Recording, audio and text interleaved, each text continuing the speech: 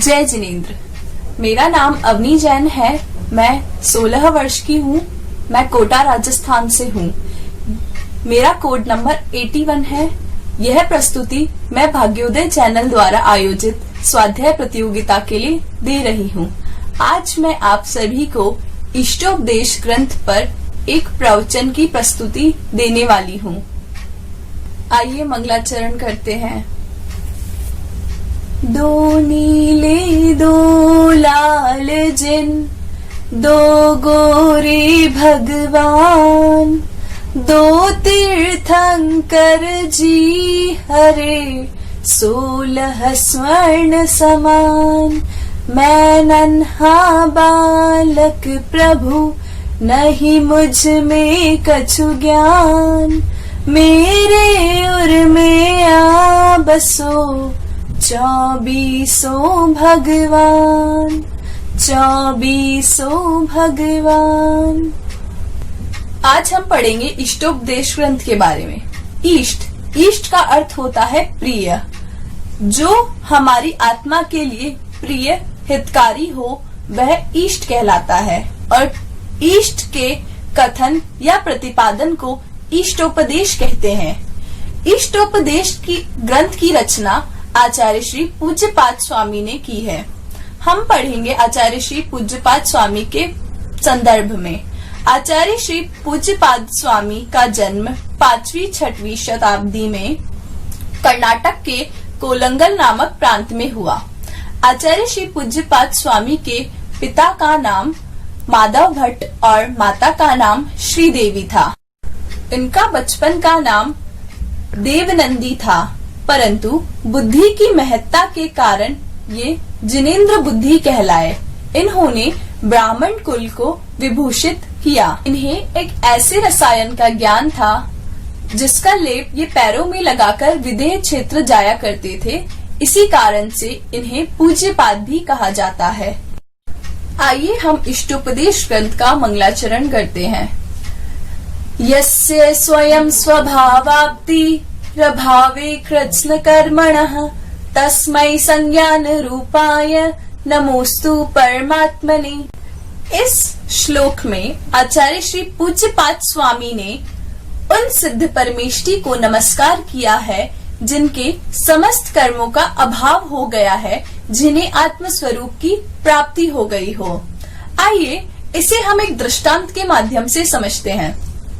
जिस प्रकार दर्पण पर धूल आदि लगने पर हमें अपना प्रतिबिंब साफ नहीं दिखाई देता, उसी प्रकार जब हमारी आत्मा ज्ञानावरण आदि कर्मों से ढक जाती है तो हमें हमारे अनंत सुख आदि स्वच्छ नहीं दिखाई देते और हमें आत्म स्वरूप की प्राप्ति नहीं हो पाती।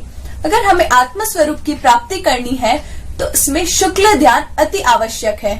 शुक्ल ध्यान से ही हम आत्म स्वरूप की प्राप्ति कर सकते हैं और पर पदार्थों से भिन्नता प्राप्त कर सकते। ये कर्म हमारे आत्म स्वभाव को ढक देते हैं, इसलिए हमें इन कर्मों को छोड़कर ही आत्म स्वभाव की प्राप्ति हो सकती है।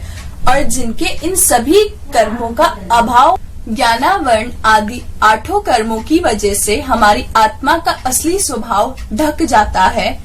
और अगर हमें सिद्ध परमेष्ठी बनना है तो 8 कर्मों को त्यागना होगा, तभी हम सिद्ध परमेष्ठी कहलाएंगे। अब हम समझेंगे व्रतों की सार्थकता के बारे में। आइए श्लोक का उच्चारण करते हैं। वरम व्रतै पदम दैवम, नाव्रतैर्वत नारकम, छाया तपस्थयोर्भेद प्रतिपालयतोर्महान।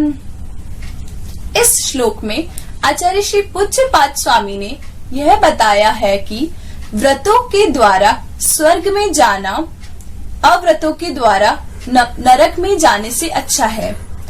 आइए हम इस श्लोक को एक दृष्टांत के माध्यम से समझते हैं। 2 व्यक्ति हैं, दोनों को एक ही स्थान पर जाना है, दोनों को कुछ क्षण के लिए प्रतीक्षा करनी है। एक व्यक्ति है जो धूप में खड़ा है और एक व्यक्ति है जो छांव में खड़ा है। तो जो धूप में खड़ा है उसे अशांति ज्यादा होगी, वो ज्यादा व्याकुल होगा धूप के कारण, और जो व्यक्ति छाया की शीतलता में खड़ा है वो कुछ क्षण के लिए एक शांति प्राप्त कर सकता है। उसी प्रकार आचार्य श्री पूज्यपाद स्वामी ने व्रतों और अव्रतों के द्वारा बताया है। व्रतों के द्वारा यानी कि अहिंसा आदि अणुव्रत व महाव्रत के द्वारा हम स्वर्ग में जाएं और हिंसा आदि पाप करके अव्रत करके हम नरक में जाएं तो क्या श्रेष्ठ है। अब हम समझेंगे मोहाव्रत ज्ञान वस्तु स्वरूप को क्यों नहीं पहचानता। मोहेन संव्रतम ज्ञानम स्वभावम लभते नहीं मत्तः पुमान पदार्थानाम यथा मदन को द्रवहि। आइए इस श्लोक का अर्थ देखते हैं। यहाँ पर आचार्य पूज्यपाद स्वामी यह बताना चाह रहे हैं कि मोह से ढका हुआ व्यक्ति आत्म स्वभाव को नहीं पहचान पाता। इन्होंने एक दृष्टांत लिया है जिसमें इन्होंने इसे अच्छी तरह से समझाया है। जिस प्रकार नशीले पौधों को खा लेने से मनुष्य अपने आत्म स्वभाव को भूल जाता है और पर पदार्थों में भिन्नता नहीं देख पाता, वह अपनी पत्नी को पुत्री और पुत्री को बेटी समझने लगता है। उसी प्रकार मोह आदि कर्मों के प्रभाव से हम अपने आत्म स्वरूप को नहीं पहचान पाते और राग द्वेष आदि भावों में घूमते रह जाते हैं। मोही प्राणी पर पदार्थ को अपना मानता है।